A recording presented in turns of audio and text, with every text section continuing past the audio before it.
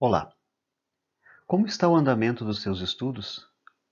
Como você está avaliando as suas aprendizagens a cada aula?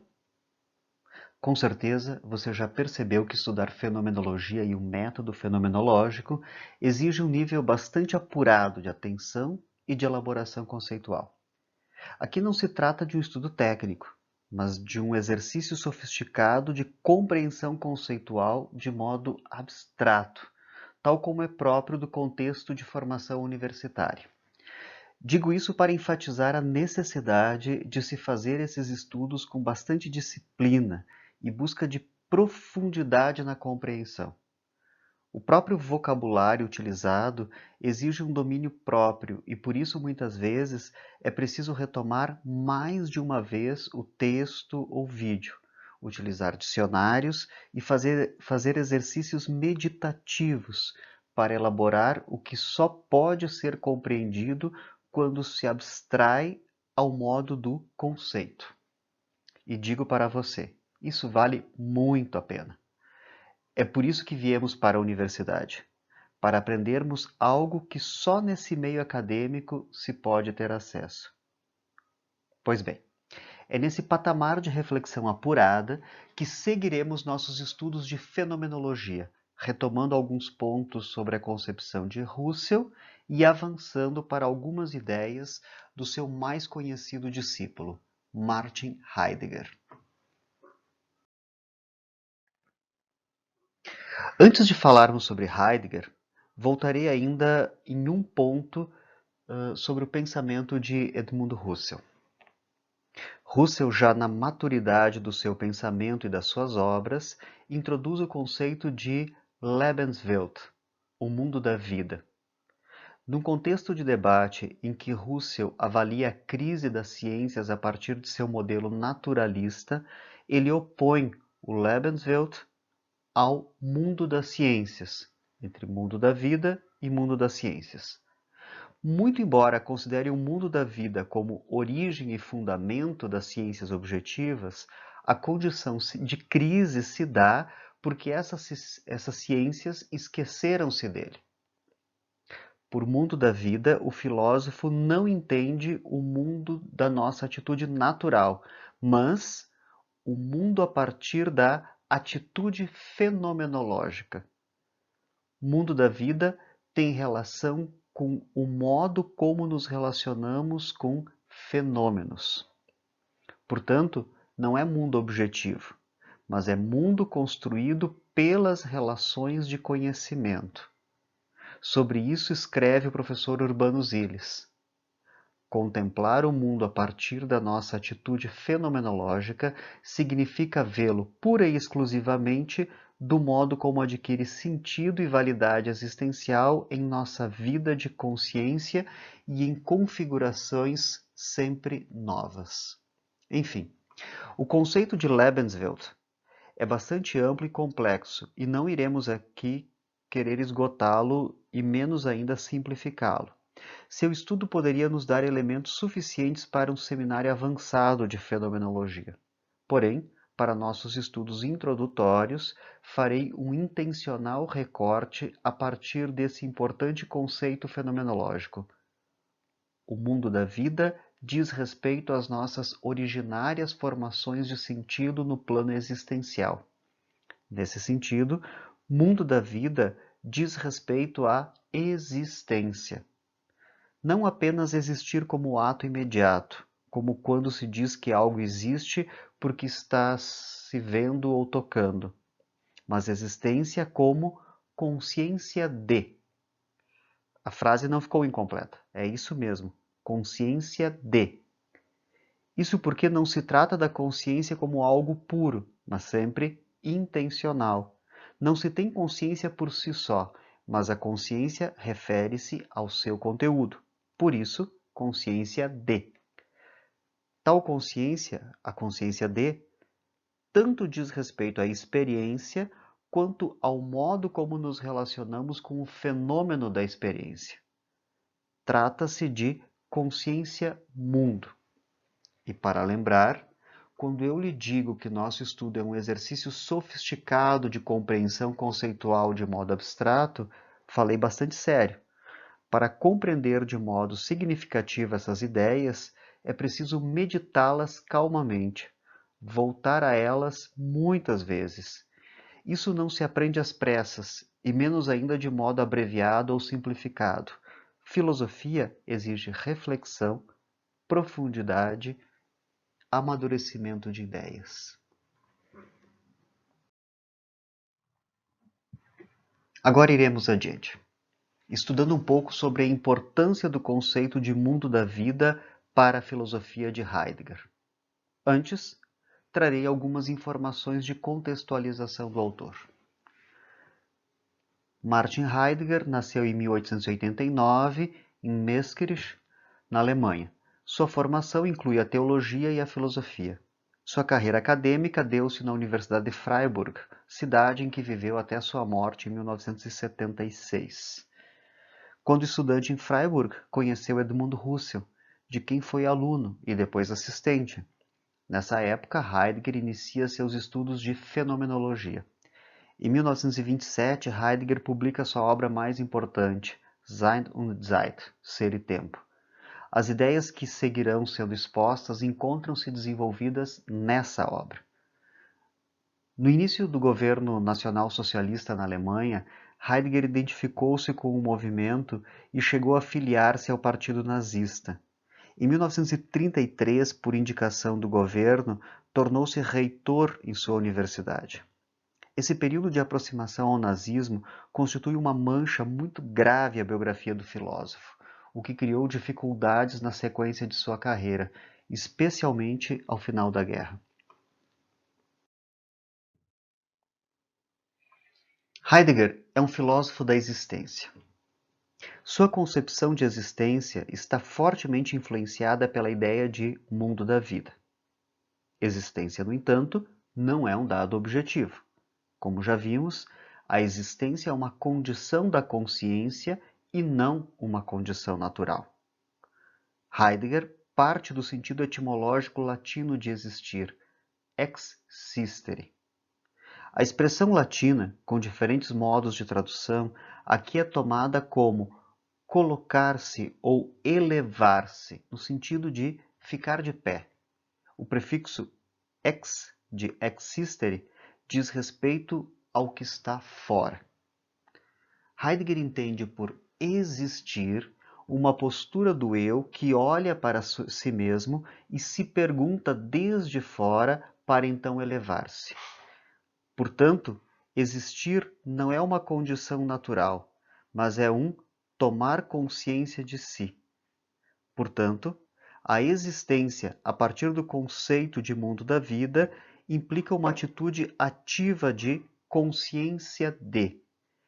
Esse é mais um argumento do afastamento da fenomenologia ao naturalismo. Nesse sentido, Heidegger faz uma fenomenologia da existência. Existir, nesse sentido, como algo que não está objetivamente dado, mas que implica consciência de, supõe a abertura. Abertura é um termo muito importante na obra de Heidegger. Ela se relaciona à não determinação prévia e guarda espaço para possibilidades. Essa compreensão de existência apresentada por Heidegger leva-o a buscar aspectos da origem da filosofia.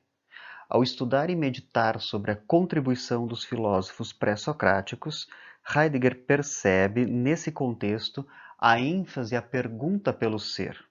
O que é o ser? Por que existe o ser e não o nada?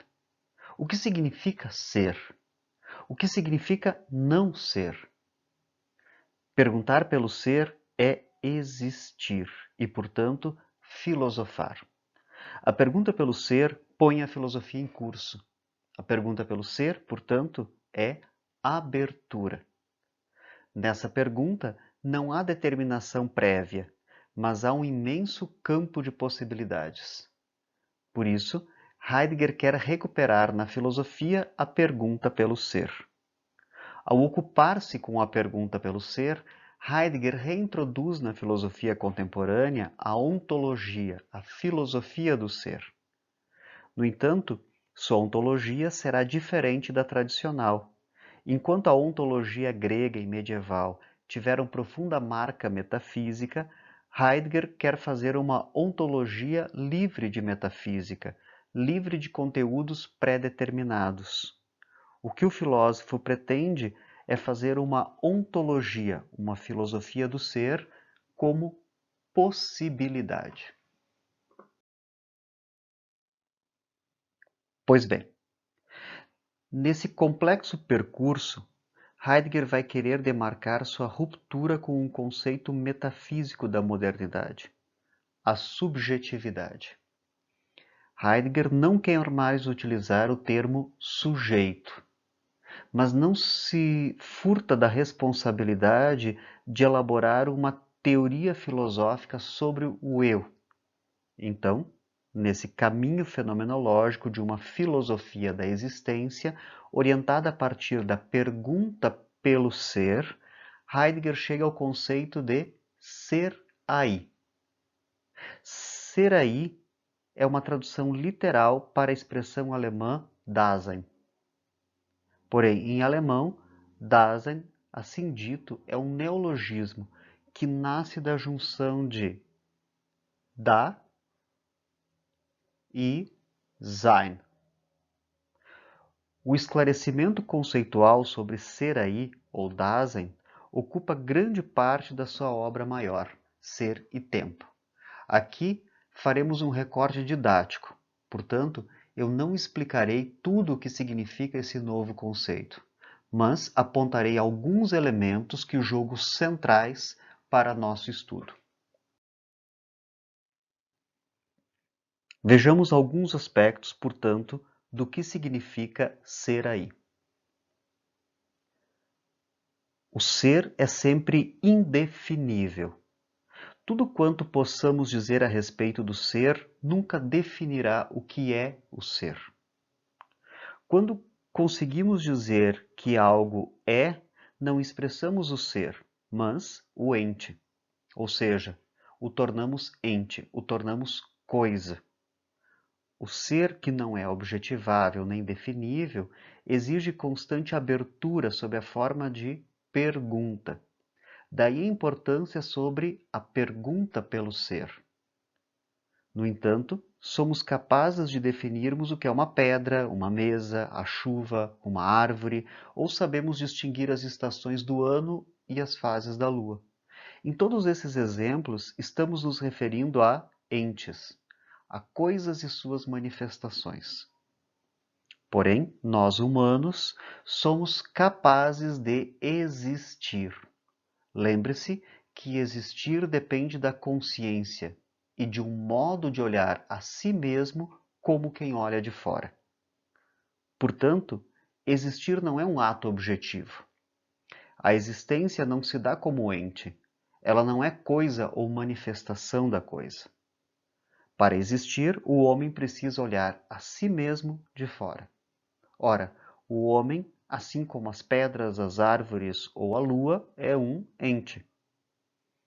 Porém, diferente de todos os outros entes, é capaz de olhar sobre si como se fosse de fora, como se perguntasse sobre algo externo a si. Quando o homem pergunta sobre outra coisa que não ele mesmo, ele a define como ente. Mas quando pergunta sobre si mesmo, já não pergunta pelo ente, mas pergunta pelo ser. Portanto, o homem é o único ente que também é ser. Mas o ser é sempre indefinível. É o ser que atribui sentido. O ente recebe o sentido que lhe é dado. Por isso, a pergunta pelo ser é a pergunta pelo ser do ente, pelo sentido da coisa. Quando o homem pergunta pelo seu próprio ser, pelo seu próprio sentido, então ele existe. E existir é possibilidade, é abertura, é indeterminação. Aqui está o aí do ser aí. O homem apresenta-se como ser, como indefinível e como sentido, que está no mundo como aí, como possibilidade.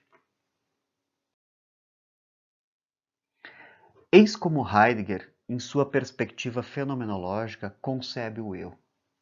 O eu é ser aí. E mais, é ser aí no mundo, ou ser no mundo.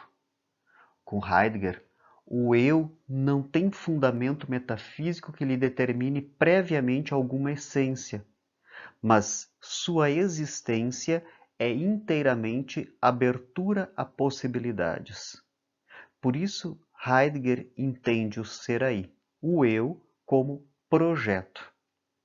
Observe que nessa linha de pensamento não há espaço para conceber qualquer tipo de natureza humana ou outro tipo de determinação prévia. O ser não está dado desde sempre, mas o ser é o que resulta dos esclarecimentos da pergunta pelo ser. O ser determina a essência, e como o ser resulta da pergunta sobre ele, a essência virá no correr da existência. O ser aí primeiro existe, primeiro é possibilidade, e depois constitui seu sentido. Mais uma vez, cabe ressaltar a ideia do eu como projeto e, portanto, abertura. Não será difícil perceber como Heidegger distancia-se de qualquer visão naturalista a respeito da condição humana, inclusive das concepções biológicas que afirmam determinações genéticas e das atuais tendências de segmentos da neurociência em determinar condutas e processos de modo bioquímico. Heidegger concebe o homem como abertura a possibilidades e, portanto, pensa-o a partir de suas potencialidades. Também não é difícil perceber que uma das influências que Heidegger assume diz respeito ao pensamento de Nietzsche. Pois bem, ainda no início deste vídeo, eu havia enfatizado que nosso contexto acadêmico exige um exercício sofisticado de compreensão conceitual de modo abstrato. E aqui isso se aplica de modo bastante contundente. Por isso, é bastante recomendável fazer leituras de aprofundamento, priorizando autores que sejam especialistas no pensamento de Heidegger. A fim de indicar possibilidades de organização de estudos e reflexões, retomo o percurso deste vídeo para indicar pontos de estudo que merecem maior atenção. Observe o uso que Husserl faz do conceito de Lebenswelt, ou mundo da vida, e a importância que ele terá para a obra filosófica de Heidegger.